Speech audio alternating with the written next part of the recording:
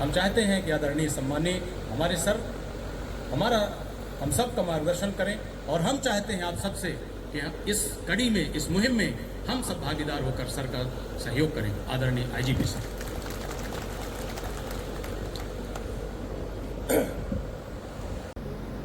माताएं, बहनें, सभी को साधुवाद। सबसे पहला कारण कि आप पहुंचेंगे साहब, सोचेंगे साहब कि ये जन चौपाल क्यों लगाया।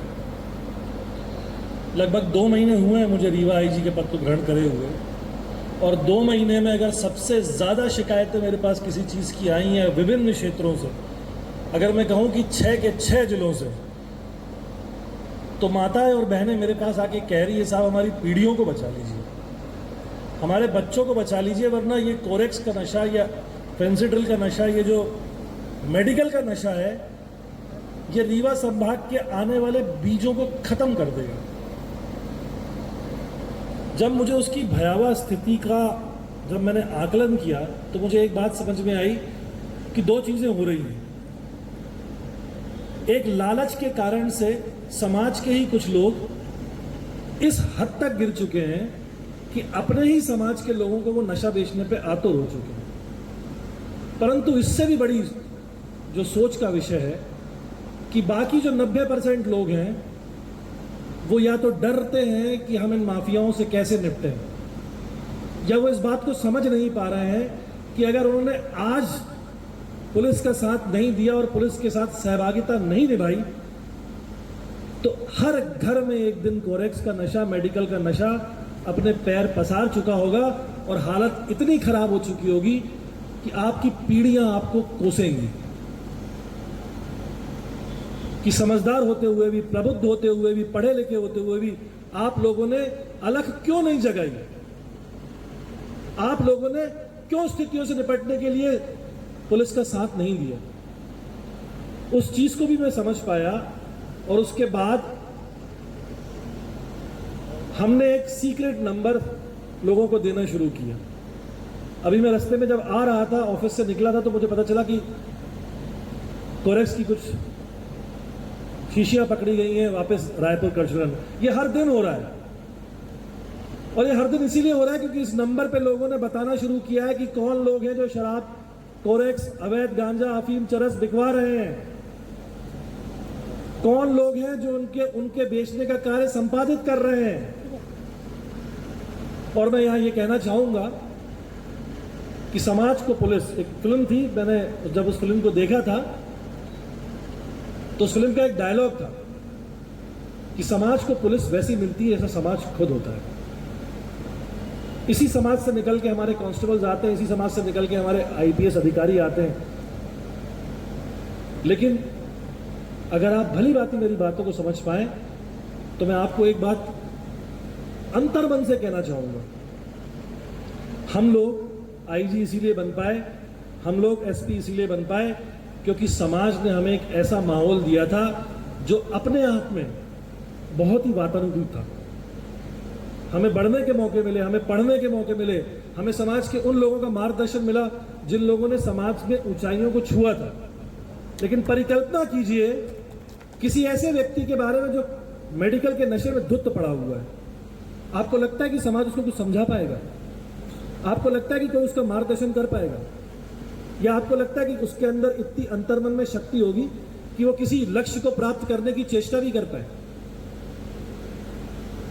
जब ये विचार आप लोगों के अंतर्मन में कूदेगा तो मुझे उम्मीद है कि जो नंबर मैंने आपको दिया है 9479997336, इस पे अधिक से अधिक संख्या में आप जानकारी देना सुनिश्चित करेंगे। आपका नाम और पता गोपनीय रखा जाएगा, और मैं ये भी सुनिश्चित करता हूं कि जो भी व्यक्ति सही सूचना देगा उसको पुलिस की तरफ से यथोचित इनाम भी पेश किया जाएगा। लेकिन आगे बढ़ना होगा, एक साथ खड़ा होना होगा। संस्कृत में एक श्लोक है, उद्यमेन ही सिद्ध्यंति कार्याणि न मनोरथई न ही सुप्तस्य सिंहस्य प्रविशन्ति मुखे मृगा। यानी परिश्रम से कार्य सिद्ध होते हैं। आपको परिश्रम करना पड़ेगा, पुलिस के साथ आना पड़ेगा, मनोरथ से नहीं, सोचने मात्र से नहीं। जैसे सोते हुए सिंह के मुंह में मृग अपने आप प्रवेश नहीं करता है, सिंह को उसका शिकार करना पड़ता है, उसके लिए परिश्रम करना पड़ता है। तो इस बात को मैं अपनी वाणी को यहाँ विराम दूंगा कि इस जो पैम्फलेट आपको दिया है इसको अधिक से अधिक लोगों तक पहुँचाएँ, इसके बारे में बताएं और इस नंबर पे आप सूचनाएं दें कि कौन वो लोग हैं जो मेडिकल का नशा बिकवा रहे हैं, खरीद रहे हैं और बेच रहे हैं। मैं आपको यहाँ से अश्योर करता हूँ कि मैं उनके खिलाफ सख्त से सख्त कार्रवाई सुनिश्चित करवाऊंगा।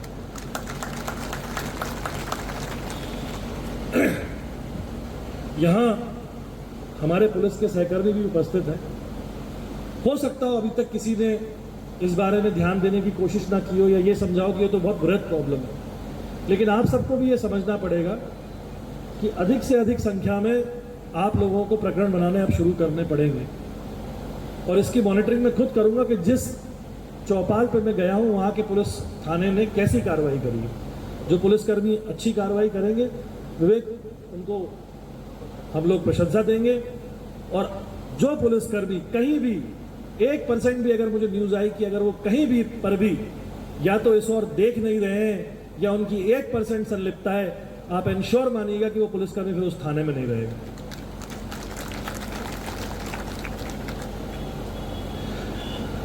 एक और जो बहुत बड़ी आज की देश में समस्या बन चुकी है और वो है बहुत हद पे आपके साथ साइबर फ्रॉड हो रहा है। साइबर फ्रॉड में समस्त तरह की कैटेगरीज आती हैं, जिसमें आपको आपका जो एटीएम कार्ड होता है उसका पिन नंबर मांग लिए जाते हैं, आपकी गोपनीय जानकारी जो आपकी बैंक डिटेल्स है, जो आपके फ़ोन नंबर है, उनको चुरा लिया जाता है। वीडियो कॉल करते हैं लोग आजकल, अश्लील कॉल करते हैं जिससे आपसे पैसा उगाही की जा सके। कार्ड जो आपके होते हैं, आपके पास एटीएम कार्ड्स हैं, आपके पास पेन कार्ड्स हैं, आपके पास पैन कार्ड्स हैं, उनके नंबर ले लेते हैं, उसके कारण से धोखाधड़ी करते हैं।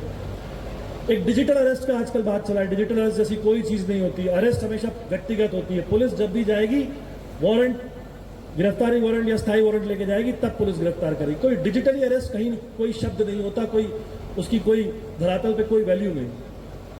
मनिकवार मेरे सुपरविजन में आता है। मैं आपको साधुवाद देना चाहता हूं सर कि आपने मनिकवार को चुना हमारी जज चौपाल।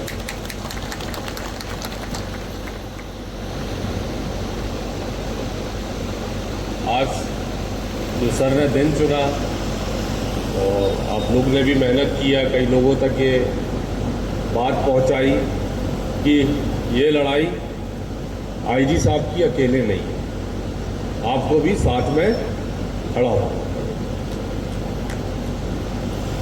आईजी साहब ने एक पैम्फलेट के माध्यम से आपको कुछ और इस लड़ाई के भागीदार बनना है। हमने अपना गांव सुधार लिया, देश स्वतः सुधर जाएगा। और इसके बारे में विस्तार से आईजी साहब बताएंगे। मैं ज़्यादा समय नहीं लेना चाहता। आईजी साहब के लिए बस आप लोग से ये आग्रह है, उनकी जो नियति है उसको करने का दायित्व हम सबको उठाना है।